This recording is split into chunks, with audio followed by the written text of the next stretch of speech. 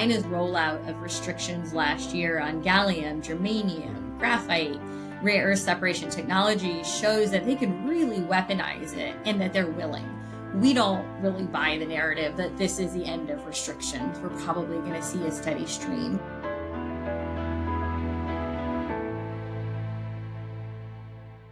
Welcome to the New Enlightenment podcast, a production of Adam Smith's Panmure House. I'm your host, Adam Dixon. Today, I'm joined by Gracelin Baskaran, Director of the Project on Critical Mineral Security at the Center for Strategic and International Studies in Washington, D.C.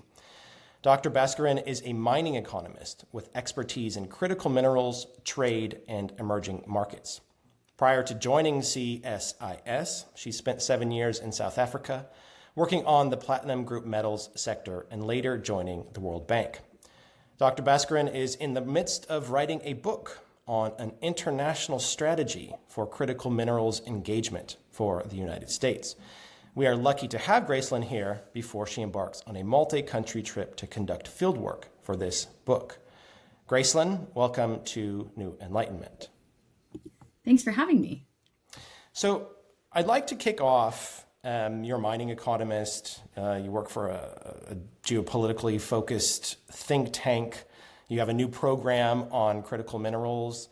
You're going to write a book. You know, we've moved from, as Daniel Jurgen said, from big oil to big shovel. So you're right in the midst of kind of a massive, important change in geopolitics and energy. The energy transition is reliant on minerals. So you're in the thick of it. But most people, when you talk to them about mining and critical minerals, either they then kind of fall asleep because mining sounds boring and just moving a bunch of, rocks around. But what is the geology of it? Because when you hear about critical minerals, often in the media, you hear China. China produces this, they mine for it, they process it, and we're completely dependent on China, such that some people have the impression that these critical minerals and some of these rare earths in particular are only found in China. Is that true? Adam, this is a great question. You're right. The rhetoric often says that resources are underground in China. However, this simply isn't true. Minerals have been a mainstay of their foreign policy for decades, and they have strategically procured from around the world, particularly in emerging economies in Africa. When looking at the 6 commodities that we talk about the most, so that's going to be nickel, cobalt, copper, graphite, rare earths, and lithium, China's actually only a top 3 producer for 2 of those commodities, which would be graphite and rare earths. However, they are a top 3 processor for all 6, and this could be anything from 20 to almost 95%, which means a lot of the resources that it processes are being extracted elsewhere and then exported. But the US also doesn't necessarily have all of these resources. We have less than 1% of the world's graphite, nickel, and cobalt, and we actually only have 1.3% of the world's rare earths. So a senator once asked me why we don't mine what we have underground first. And I told him we could only mine what God put under our feet, which would let us construct less than half an electric vehicle battery. So as the US, we have significant potential to build relationships with resource-rich countries because their commodities are not all based in China. And when I think about it, Africa is home to over 85% of the world's manganese, 80% of the world's platinum, 70% of the world's chrome, half the world's cobalt, a fifth of the world's graphite, and over 50 deposits of high-grade rare earth deposits. South America, 60% of the world's lithium exists in a lithium triangle of Chile, Argentina, and Bolivia. 40% of the world's copper, and then a fifth of graphite, nickel, and rare earth elements. So it's an opportunity for the US to forge new relationships because we're starting to build more processing facilities, but we need to, as I like to call it, feed the machine, and that's going to require getting resources from new countries. Right. So, but I'm just curious though on the reserves for rare earths in particular, but other critical minerals.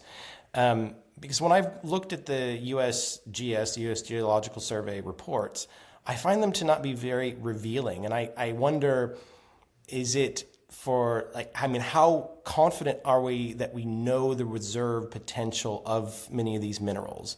And just by analogy, I'm thinking of, 20 or 30 years ago, there was talk of peak oil that, we weren't going to access this. And then now, fast forward with new fracking technology, we realize, actually, we have abundant oil and gas in many places. I mean, the United States is an exporter now. And so I'm wondering, going back to your story about you telling the senator, is like, we don't have these resources. I mean, how confident are we that that's true? And I'm not saying that it's not true. Whereas other places we know because prospecting has been done in a more serious way, whereas maybe it's not done in other particular geographies. What do you think of that? That's exactly right. So here is the easiest way I would put it is you need to map resources and then you need to explore. And exploration is actually a really challenging industry because 95% plus of exploration will never yield a mine. However, oxygen, exploration is really the oxygen of the mining sector. If you don't look, you will not find. If you don't find, you will not produce. Now, if we start to think about the US, we are doing more and more exploration, and we have we run up against a challenge of a lot of these resources sitting on indigenous land, which tend to be less explored. But when I look abroad at countries in Latin America, but particularly Africa, many of these countries are hardly mapped. They're either under-mapped or they're relying on decades-old mapping. And so it actually makes exploration a little bit more risky in that regard. Africa has the second lowest amount of exploration in the world. But what's fascinating is when we explore, we find. So if you look at, from 1980 to 2020, the amount of copper, cobalt, manganese that's been found is, even though we're extracting, 70% of the world's cobalt comes out of the DRC, the actual reserves of these commodities while extracting have been going up by 30 to 40%, even with limited exploration. So as we do more mapping and do exploration, we're going to see these reserve figures grow. And I guess the example that I would use is lithium. Right now, Africa has about 4% of the world's lithium, but it's actually expected to triple in the next 4 years because we are doing more searching. So it's both a challenge domestically and abroad. Domestically, the US has fast-tracked an exploration and feasibility project in Alaska for graphite and chipped in $37.5 million that we didn't know existed 3 or 4 years ago. So it is something around the world that we're focusing on, is looking to find and finding to produce. Okay, so so basically what you're saying is that the likelihood of these rare earths and other critical minerals is having in more abundance actually than we expect. Based on what we know of Latin America and Africa, and you would assume that in North America, as the incentives are put in, that we'll likely find even more reserves than we know of already in the United States and places like Canada. Yeah, the biggest challenge we have in the United States is it's been years since that we've permitted a mine. And a lot of that sits in that friction between mining companies and indigenous communities. And so one of the challenges is actually just exploring on those lands, because we need to be very, aware that this is someone else's land. These are indigenous groups that have historically had their rights trampled on. So finding a way to ensure that they are benefiting is really key if we want to explore that land. Right. And so the other issue around mining and the processing in particular of critical minerals is the environmental footprint and the effects on that. And my understanding of why China took the lead, or one of the reasons I should say that China took the lead in the processing of minerals, and in particular some of these rare earth minerals, is because the processing of it is pretty nasty, that's pretty dirty. And because environmental regulations are fairly lax, it was much easier to close down the processing facilities that existed in the United States, for example, and just ship it all off to China. Like with much of manufacturing we sent off all the polluting processes to places like China. I'm curious in terms of how true is that of the why China is so dominant as a processor, not necessarily as the miner, but as a processor? Is it partly because of the lax regulation? And thinking about the future, because if we're going to electrify so much of daily life and have more batteries and the processing capability we require with servers, and we need these minerals. I'm curious how clean or what is the state of the technology in terms of its environmental footprint for processing? Is it getting cleaner?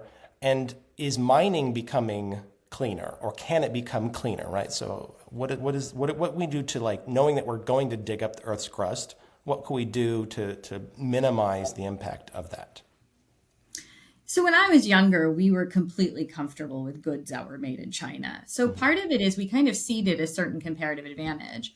The US government opened a Bureau of Mines to coordinate mine production, processing, R&D in 1910. And we closed it in 1996. And we've now gone 28 years without that. And we were fine. We were like, hey, China has a comparative advantage, and that's not problematic.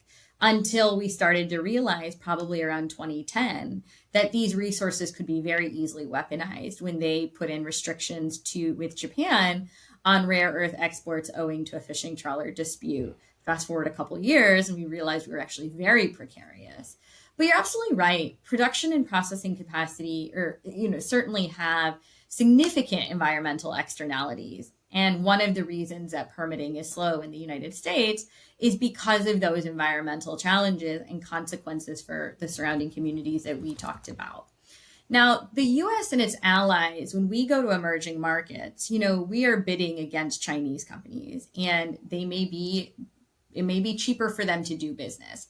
The comparative advantage of the US and its allies is actually to show up to these countries and say, you know what, we have a more mutually beneficial model of mining with fewer negative externalities. But to do this, the responsible mining practices on the environmental front actually have to be spearheaded by us, because there is a lack of standards in many of these developing countries. This is where institutions such as the International Council of Minerals and Metals, which is one of your primary industry associations, has an important role to play in gaining consensus from mining and processing companies on how to do this. And just a quick, story is we've seen examples of what happens without this.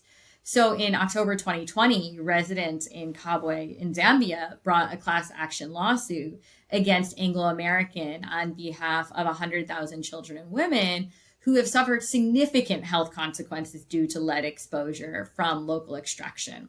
Kabwe is objectively one of the most polluted parts of the world, and medical studies have shown, this is mining that happened 50, 60 years ago, but medical studies have shown that residents continue, like if you were born today, have significantly high lead levels, which causes cognitive damage and organ failure. So if you were born today, you may have the cognitive development of a 9-year-old when you're 30. That's how bad it is.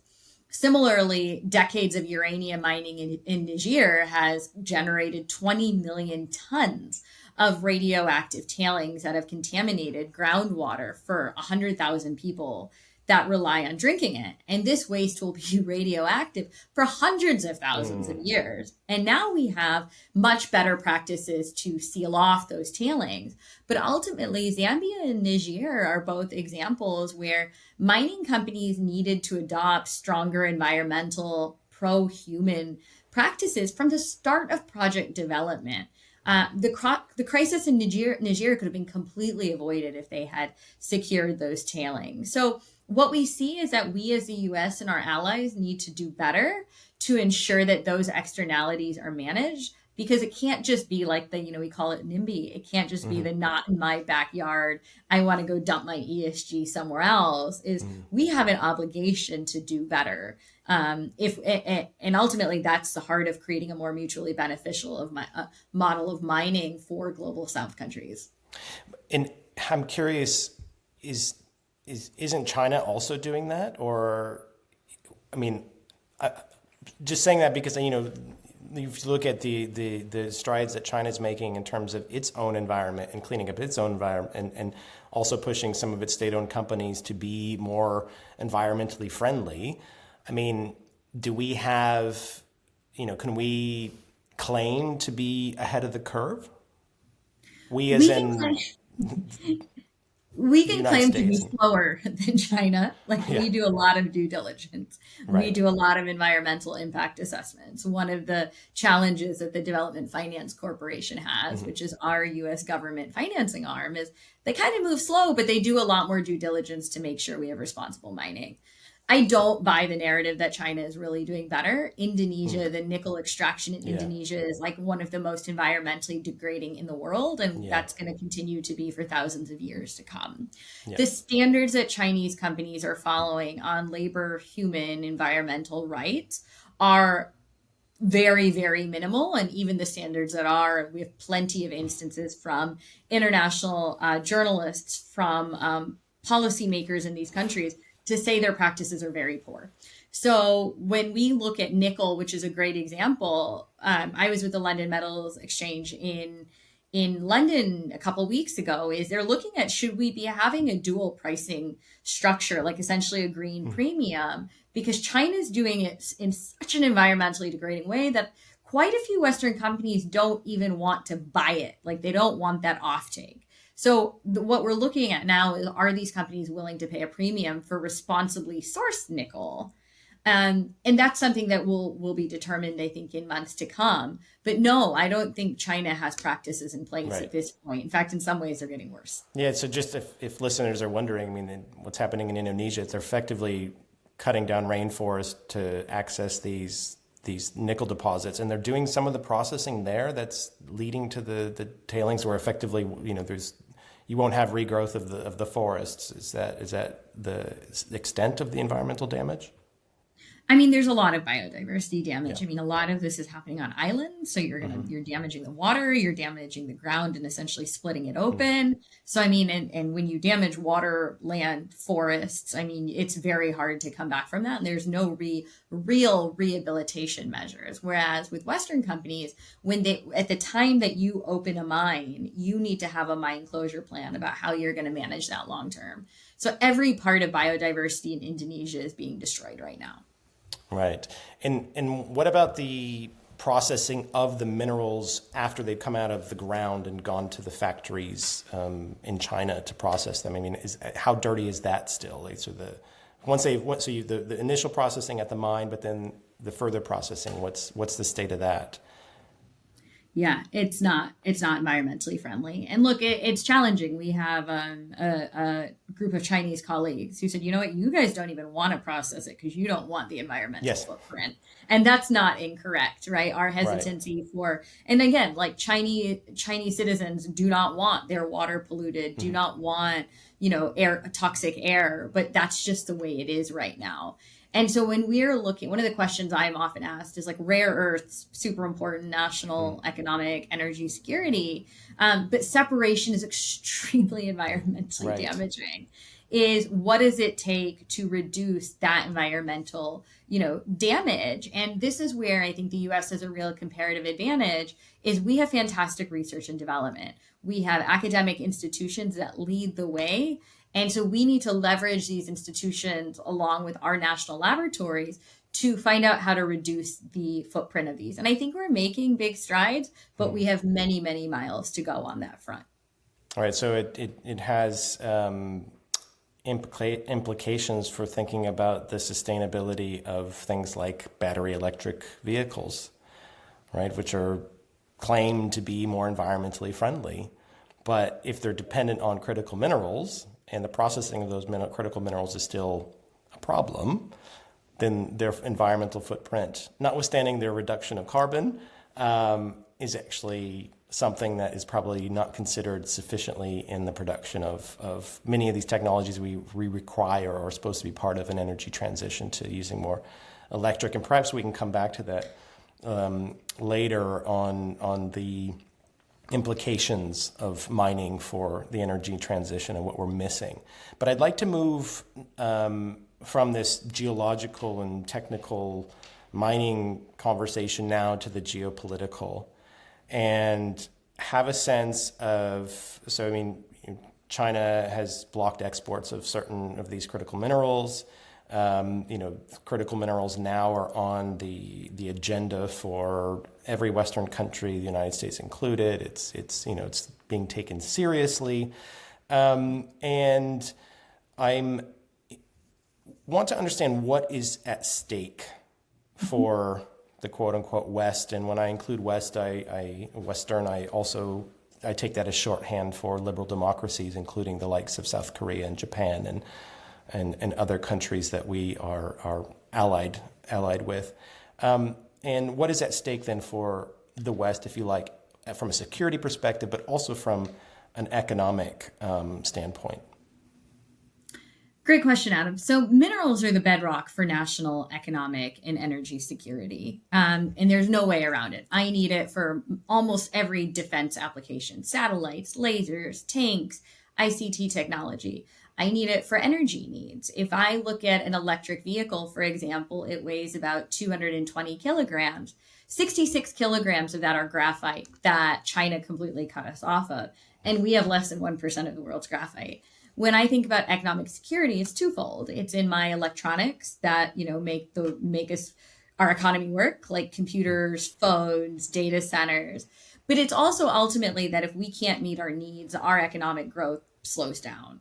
So this is why we really care. And China's rollout of restrictions last year on gallium, germanium, graphite, rare earth separation technology shows that they can really weaponize it and that they're willing.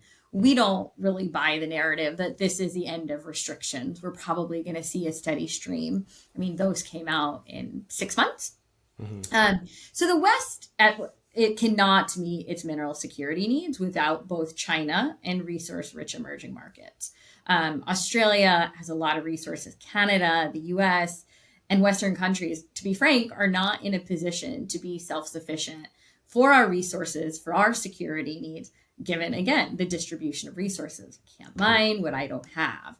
And remember, geology matters is that, we have manganese, but we haven't extracted it in the better part of 50 years because it's really low grade in the US and it's very expensive to extract. So from an ore grade cost point of view, we really do source it from abroad. So in many ways, for the first time, the West is engaging with emerging economies in a commercial way rather than just an aid way, which is what we've historically done. So minerals are taking countries that have long operated in the economic periphery and bringing them onto the main stage. So I'm writing a book. A book is a lot of work. I think my roots are a little bit grayer for it, but it really looks at three things. Who should we be partnering with?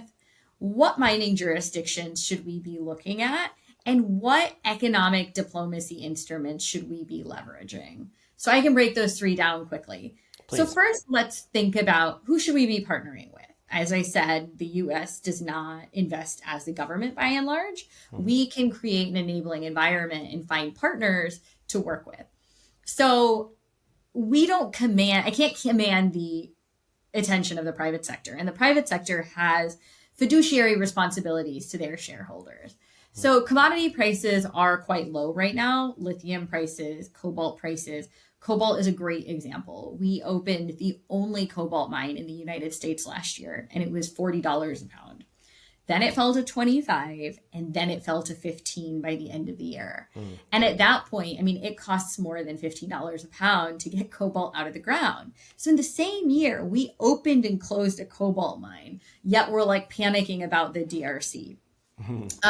And so the private sector, to be frank, is just hesitant. Drill results, initial resource announcements, financing, project development milestones are significantly lower now than they were 3 years ago. So basically, we need to partner with countries that do have capital to deploy. And in the current world order, that is not going to be China. So, I mean, I spend a lot of time with private equity firms, and I had this position before I met them, and it was certainly confirmed. Is the future of mining Chinese or is it American? And the answer is probably neither. The answer is it's Middle Eastern, Right. because they have the capital, they have the appetite, and importantly, they're trying to economically diversify. They don't want Absolutely. to be an oil company forever. So Hmm. when I look at it, Saudi Arabia is perhaps the most strategic ally. And remember that when Biden came in, it was quite a cold relationship with the Saudis. When he's towards the end of his first administration, it is a very warm relationship. So prior to the Hamas attack, we were already working on a normalization deal with Hmm. them to partner on $15 billion of critical minerals and support the development of 2 nuclear plants for them, which is a huge stride from where we started. And Saudi is less sensitive to short term price signals, and it's far more focused on long term strategic needs, which is quite similar to China, frankly.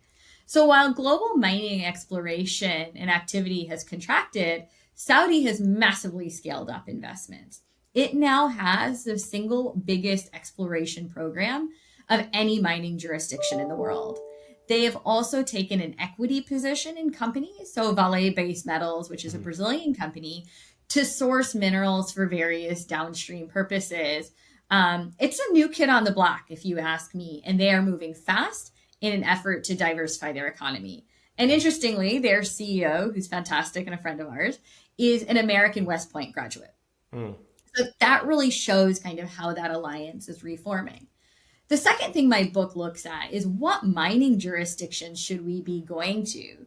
And this is a product of two things. And geology is perhaps the most understated consideration. And I think the best way we can look at this is through Indonesia. So we really talk about Indonesia through nickel, but I like to say society's memory is very short term because the bauxite story is really important. So in 2009, the Indonesian government passed a law that required mining companies to kind of process resources domestically, and they gave them a 5 year timeline. The government's decision to do that was part of a wider effort to force Chinese aluminum companies to refine in Indonesia to get those value addition benefits, to generate jobs.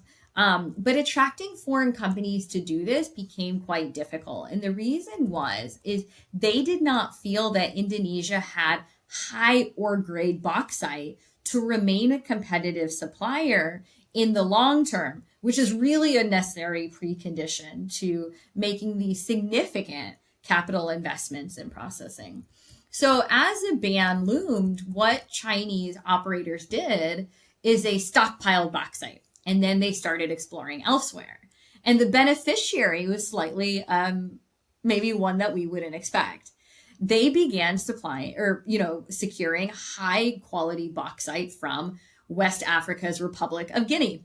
Mm. So even though the Indonesian government loosened that ban on bauxite exports in early 2017 to alleviate that pressure on local mining firms going, look, I'm unprofitable now. Indonesia actually didn't recover, and Guinea Mm. mining exports actually increased 79% year on year in 2017. And even in 2023, Guinea still produces 4 times as much bauxite as Indonesia. So geology really matters in a Mm. way that we often forget. The second thing you have to consider is political and economic risk. When I decide to build a mine, I'm usually looking at an asset that's, I don't know, 20 to 80 years. Mm. So if I was an investor, I want a level of confidence in the stability of a country and its policies. So I guess an easy example here where we see this went wrong was Zambia. It has significant geological potential, but in 2018, Zambia raised its royalty for the 10th time in 16 years. They began withholding our value added tax refunds, which is essentially sales tax. And they imposed double taxation, which means that if I'm importing copper from the DRC to process it in Zambia, when I'm imposing a 5%, And then when it gets exported, it gets taxed again. And it created an environment of uncertainty of tenure. So what happened? Production dropped despite good copper prices. The Chamber of Mines in 2019 said that companies withheld $650 million of investment. Vedanta's and Changa smelter ended. Glencore shut down its Mopati operation and went on to sell it. First Quantum was on the brink of retrenching 2,500 people because it was unprofitable with high taxes. They ultimately did not do it. But Zambia is also a relative success story. The new administration under President Hichilema cleaned that up. They scrapped the duties, restored credibility to licensing, cleaned up the fiscal framework. And what happened? I mean, First Quantum announced a $1.3 billion investment to build a nickel mine and scale up copper production. Anglo American began scaling up exploration. Rio Tinto did the same. And Barrick scaled up exploration to create a super pit that would extend its life by 60 years. Yeah, so ultimately, sorry, go ahead. Just to sorry to interrupt. We had President Hichilema here at Panmure House last, I would say, May. He was here. And I remember just having a chat with him in front of we have a first edition copy of the Wealth of Nations. And, it was just interesting to hear him remark and kind of channel Adam Smith, if you like, right? In terms of, providing the sense of the last administration was corrupt and we're going to offer something different. We understand, pro-business, if you like, let's, move forward. The finance minister was also here as well, very keen on getting investment and opening the country back up because it does have sufficient and significant potential. And I guess that would, I do want to come back to Africa, but I'll let you finish you didn't get the third point on your book, so sorry. No, that's really interesting, right? Because Zambia was producing 800,000 tons of copper, and Hichilema said, I want this to go to 3 million by the end of the decade. And it's really important because, Zambia hit a debt crisis. They became the first country to default. And so Zambia quickly figured out that their way out of this debt crisis and getting, paying creditors, getting fiscal austerity, but importantly, generating revenue was going to be the copper sector. Over 70% of their foreign exchange is the copper sector. And the sad thing about, when he gave remarks here as well, it was what I found so shocking was that the previous administration, and I think it was partly during COVID, basically stopped funding primary education. And so you had, basically, what we know about economic development historically is once you educate, primary education is so critical for moving any population forward. Thinking about Adam Smith's time in the 18th century, Scotland, this small country, went on to have this amazing enlightenment, and that was partly because it had a very educated population that could read and write. And the Scots went off and did amazing things because of that. So we know that education, and that the previous administration had cut funding to education, and this was something he promised to change. It's what's development if you're not educating the young and giving them the skills. So it was this isn't it's not just about revenue. It's about education. It's about the people that benefit from these resource revenues. And I want to, absolutely. And I want to add one point. This is why Saudi is a very interesting ally to Africa. Saudi is in the top 20% in the world in terms of their Human Development Index, which is quality of education and education completion, it's health, it's life expectancy. And they did that actually in a very short amount of time from oil revenue. So when I look at countries in Africa, the kind of tale they want to hear is that their resources ultimately turned into equitable benefits, better education, better health, better standard of living. And Saudi did that so well. I don't think, most African countries are going to get Cristiano Ronaldo tomorrow, no. But there is that real need to finance development. And that's kind of music to their ears, is that how to leverage resources for ensuring that I'm not crippling a generation of kids who don't have the reading and math to actually become, enter the workforce adequately in 15 years. Yeah, and I think, just looking at a close neighbor of Zambia, Botswana, I mean, they've done a pretty good job of mobilizing revenue and earmarking revenue from diamonds to education and healthcare. And, I've been to Gaborone once, and, it feels developed. And I mean, I know there are parts of the country that are, people are still less than modern, or not living in as nice a situation as in Gaborone, but you go there and you think, wow, this feels safe and clean, and you just get a sense that there's progress, and they've done that through a smart management of those resource revenues, but focusing them in particular on education, healthcare, and decent infrastructure. You're the sovereign wealth fund expert. Yeah. But I mean, a lot of this has been, in a way, Botswana was long-term that Yeah. like poster child of good governance, which we can come back to, Yeah. and setting up that wealth fund. I mean, you don't have to be Norway. Like you can do it as a developing country. Yeah. And if you do that, again, you finance long-term human development gains, and that's a virtuous cycle. Yeah, and if anything, the Norway model is actually not the best model to follow, because I always say that Norway was rich before it got rich. And so it basically emphasizes the long-term saving of these resources, whereas for developing countries, you want to kind of manage volatility, but you need to be investing in these economies, investing in your human capital potential, smartly, and adjusting for absorptive capacity of the economy to take revenues in any one time. But you can do it, and you can do it over, it doesn't take generations. I think what we've seen with examples like Botswana, or you mentioned Saudi, you can do this fairly quickly if you mobilize it, and you plan effectively, and you manage the resource such that it's not going to run out in 10 years, which has happened many times for natural resource revenues.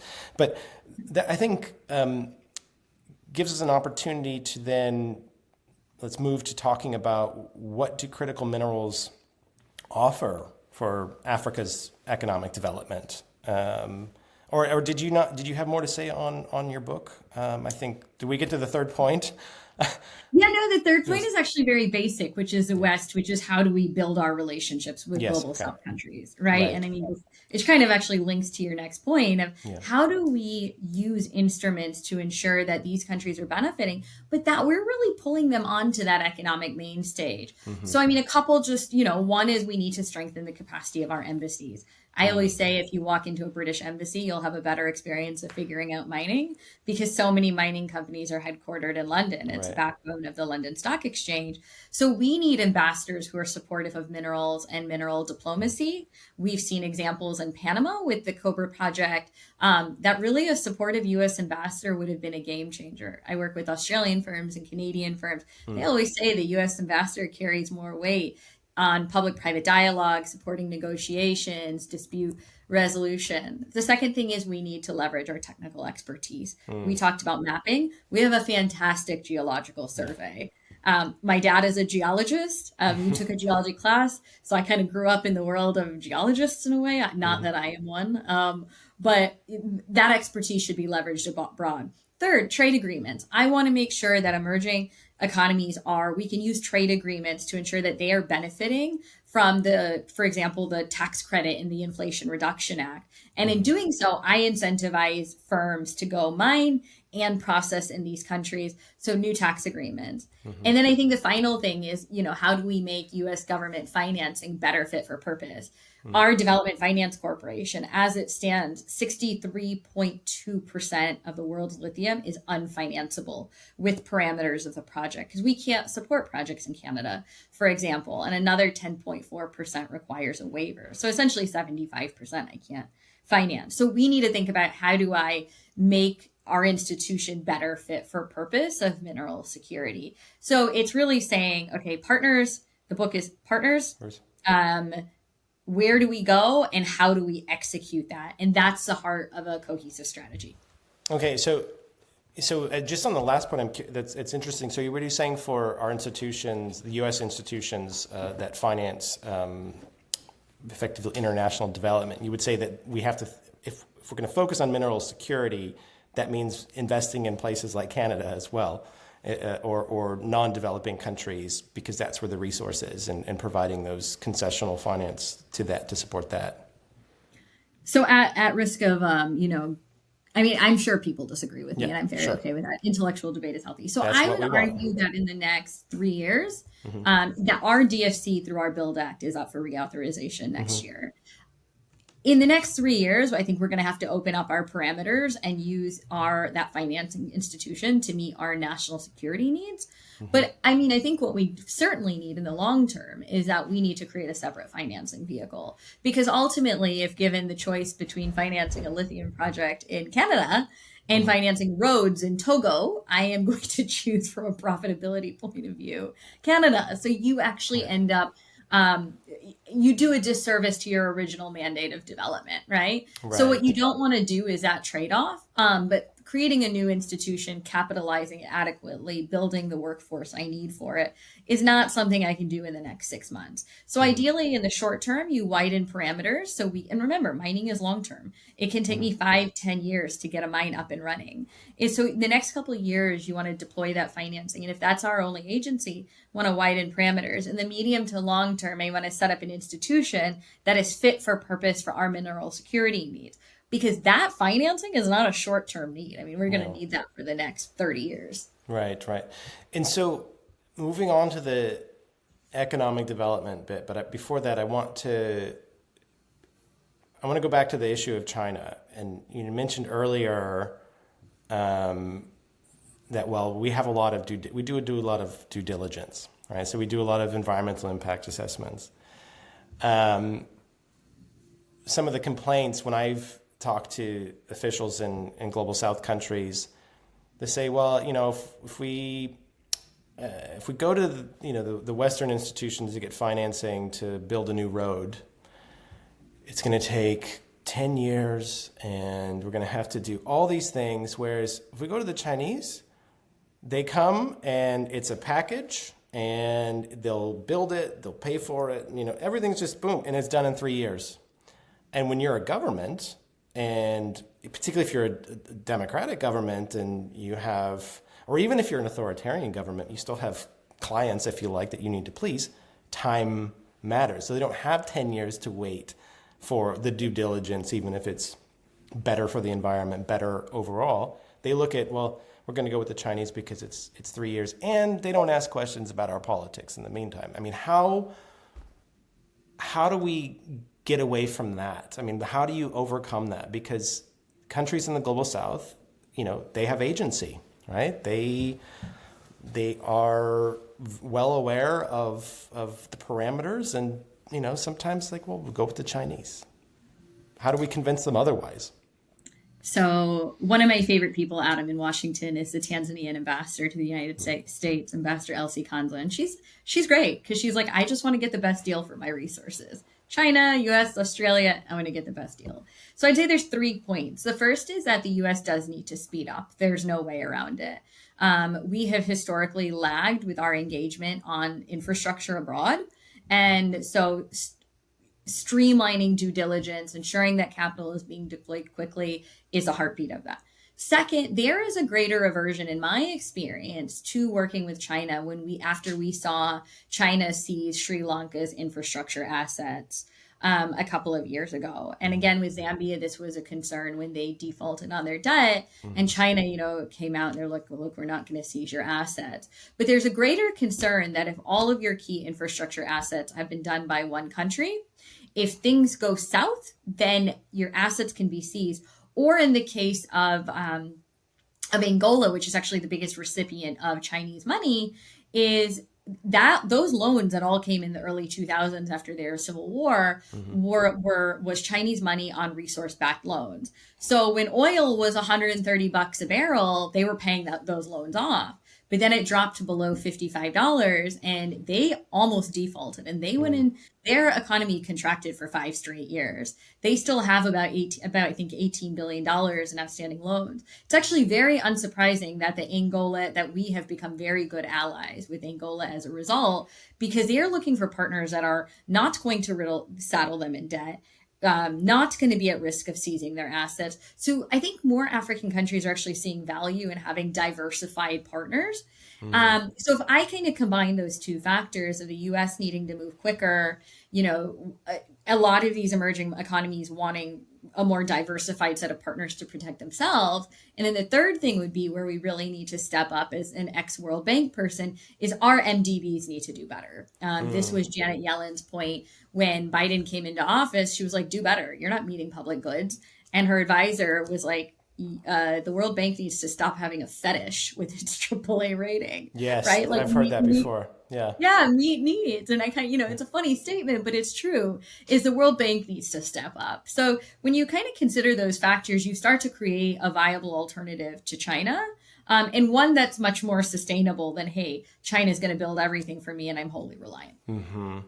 Right. So it's not a question of really of competing against China. It's more of we just need to we need to be there, I guess, and be there in a smarter and more effective way, because China still requires resources. They still have firms that have expertise. They still have financing. So they're not going anywhere per se. And the governments in the region want additional partners so they don't have to rely solely on the Chinese, that they have alternatives, which, in a market, if you like, is good to have some choice. So I guess, do you see in relation to that, I mean, how much of this is, or what's the potential of this becoming a national security issue in the sense of we're fighting against the Chinese, or is it really just about, well, I'm not articulating this well. I think, from the Chinese perspective, their going out has basically been, look at how quickly we built China effectively in the last generation. We're going to go out and do this basically everywhere else. So we're not out there to kind of take over the world. We have a good experience. I mean, that's their development narrative that they like to, and I think part of it is genuine. I don't think it's completely, for nefarious purposes. But I guess my point is that how, the China hawks, do they need to kind of relax a bit? And you see what I mean? So it's not about competing against China. It's about, we need to be in the global South as effective partners alongside China, not necessarily against China. Yeah, that's a great question, Adam. I mean, I always say that there's two things that are bipartisan in Washington, critical minerals, and then we're very uncomfortable with China, which might be a gentle understatement. Yeah. Look, I think there's two things. I mean, one big thing, which has actually come to India's benefit, is that the Chinese economy is nearly not as strong as we thought it was. At the start of 2022, JP Morgan came out and said, hey, we're at the start of a commodity super cycle. Prices are going to stay up for 10 years. A couple of reasons why that didn't pan out and prices started collapsing in 6 months. But one of them is that the Chinese economy did not rebound the way we hoped. Then we realized you have 20% youth unemployment, which is a really structural challenge. You had property developers going bankrupt one after another. And you had, everybody else was raising interest rates, and China cut them 3 times in a couple months last year, around the Q3, because they needed people to spend money. But again, structural Chinese problems. So this kind of too big to fail and having a limitless bucket of cash is really not, it's not reality anymore. And we're going to see growth rates come down long term, which is why you'll see a lot of alliances forming with India as being the biggest market in the world now and having, a relatively positive economic growth outlook. So that would be one, is that China is not necessarily going to have that cash. The second point would be, I mean, for the U.S., you're right. It is not, the economy of these developing countries is not going to fundamentally decouple from China. To be honest, one thing we always say at CSIS is that you're not even going to meet your net zero ambitions if you try to completely decouple from China, given their advantage in clean tech. But what the U.S. does need to do is just create a competitive alternative. Right. So a lot of that is soft power. We have some money. We have technical expertise. So it's thinking a little bit deeper, using soft power to ensure that we are making that progress. The biggest grief I hear, having been based in the region and working across Southern and Eastern Africa, because I have no French to survive in West Africa, is just that the US has not shown up. Yeah. Right. The French have shown up in a negative way. China's been very dominant for decades, but where is the US beyond PEPFAR and AGOA? So that's an area where we need to show up, and we're making strides. I think that's really important. But yeah, it's creating options for African countries as opposed to saying, hey, I need you to stop working with China and start working with the US, because that will not work. They need to maintain that sovereign autonomy. So we just need to show up. Yeah. Effectively. You need to show up. Show up.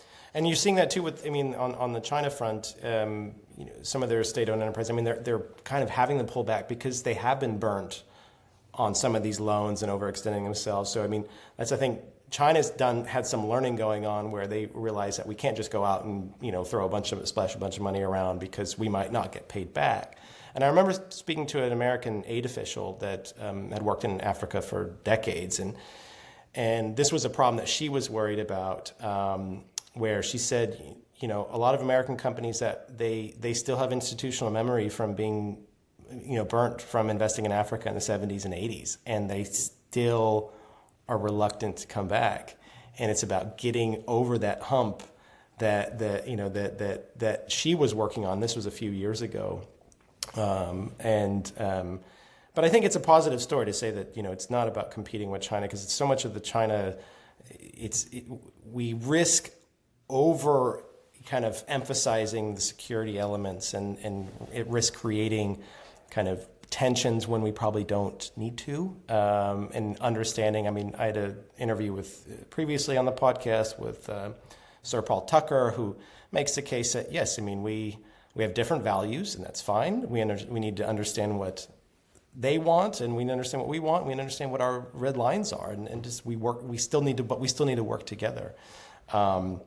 But moving on, and I think we'll finish on this, is the economic development potential, and how do we harness that, right? So we know a lot about natural resource revenue management. We know how to design and set up sovereign wealth funds. We understand, the institutions that can be designed. But avoiding the resource curse is really, really, really hard. For all kinds of reasons. There's just simple issues around governance and corruption, issues around, simply for Africa, is the lack of regional integration. People forget that it's like what you said with Zambia, and if you import from DRC to Zambia and you have to pay a tax, it's really hard to do business, let alone just travel from one country to the next. You talk to people that will travel; they have to fly to Europe to go to somewhere else in Africa. It's really that bad. And so I'm just curious how do we take this moment, right? If we're moving from big oil to big shovel for the energy transition, how can these resource-rich countries adequately harness that potential? What needs to be done? So I want to make one point to link the last question to this question, which is really that what we should be advocating is not anti-China, but a global dispersion of processing and production. Mm-hmm. I don't think production and processing at 100% is healthy for one country to control, even in the United States. And the dispersion is very important, and that's where Africa really comes in. Now, the resource curse is the most age-old dilemma that we face, right? So it's a really tough question, but a very important one. And I am both bullish and bearish on this. I fail to believe life is binary at this point. Yeah. So the West can't and should not impose requirements on countries, or else we start to return to colonialism, which is certainly not conducive to advancing mineral security interests. We've seen this play out quite heavily in South Africa recently. The US said, no, you can't work with these countries. There was a House resolution that called on South Africa to leave naval exercises with Russia and China. It didn't stop there. It went on to say, and we call on you to rejoin ours. And that didn't go over well with South Africa. They're like, you can't tell us what to do, right? And so in a resource context, it's not that different. Where I would say is the US is kind of the sweet spot probably is, because we don't want to support a resource curse. And I don't want to support corruption and revenue going to a couple of elite, widening inequality, these types of things. So optimally, as a United States, we focus on countries with good governance and infrastructure. And in my optimal world, that creates incentives for other countries to do the same. So Namibia is an example that I love, and personally a no-brainer of where we should be actively working. They have Namibia and Botswana are the countries every year that are ranked as the best governance in Africa. They also have very strong trade ties with the United States. They are one of the prime beneficiaries of the AGOA unilateral trade preference program. And it's indicated through its utilization strategy that it wants to expand to new sectors. So when I think about mining, if we find a way to leverage more incentives there, something like AGOA actually becomes more mutually beneficial. But importantly, Namibia has what the World Economic Forum calls the best roads in Africa. There are companies investing in Walvis Bay, which is the port, and their rail needs some upgrading. They have rail, but it needs upgrading. But that's something that we should be able to support. But they have massive natural resources that we would benefit greatly from. They have a heavy rare earths operation that produces 2,000 tons of rare earth oxides and very high grade ones. You have significant copper reserves. It was the country's third largest export. You have uranium. And as a time when we are frantically trying to reduce our reliance on Russia and Kazakhstan. I mean, Namibia is I think the third biggest producer of uranium. Right. They also have zinc. They have fluorspar. They're the third biggest lithium producer. So I think when I look at countries like Namibia, it's like, okay, they have infrastructure, governance, resources.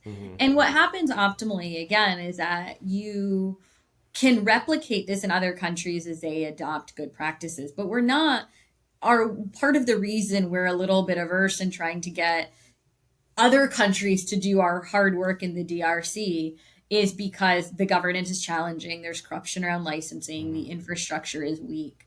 So I would say is you want to create kind of best case practices that ideally that we could replicate. And I'm quite hopeful that we are able to do that. Now, I will add that resource nationalism is a growing problem, and Namibia has rolled out an export ban. But the way I see it, again, a little bit of a hot take, is that a bad thing? Because right now, these resources are being exported in its entirety to China, and then they get export restricted. But if we actually build processing facilities in country, they can now sell them directly to the global marketplace, which benefits Western countries enormously. So I think it's actually maybe I'm a glass half full person, but I have a lot of reason to believe that we can actually turn these resource restrictions into a strategic benefit for us. Right. Okay. Because they restrict something, but then that means they have to build the processing. And so there's a business opportunity there, right? So which leads to development. But just on, a place like Namibia, very large, small population. Same thing with Botswana, small population. What we need to be doing, though, is developing places like DRC, Democratic Republic of Congo, masses of humanity that are, artisanal mining. I mean, you see these pictures of there, and I have a good friend that does ethnographic work, and he's Kenyan. He does work in DRC, and he's just like, oh, I don't go there. I'm not going to go there anymore. And he's in, and he's he can get around in a way, but it's how do we solve these big problems, right? Where we need to see the development, right? So you can imagine Namibia doing well. South Africa, we need another podcast to discuss, Yes, what's happening, what's going on with South Africa in terms of governance and the potential that it has or is missing out on, I would say.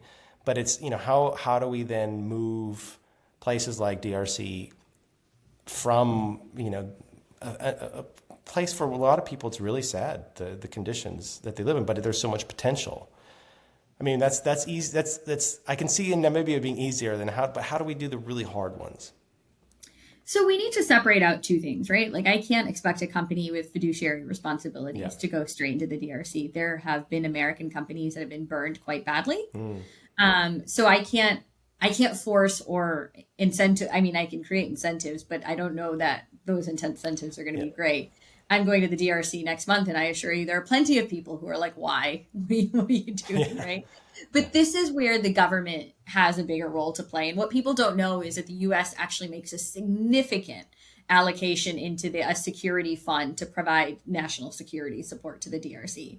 This security fund is about $1 billion. I think the DRC's GDP is like 8 billion. So it's huge. That's huge. Right? We do provide support to that. However, I think it's the US government coming in and saying, how do we support infrastructure? The DRC has the second highest amount of energy poverty in Africa. And so ultimately, it's like, should we be supporting energy infrastructure as a tool for soft power?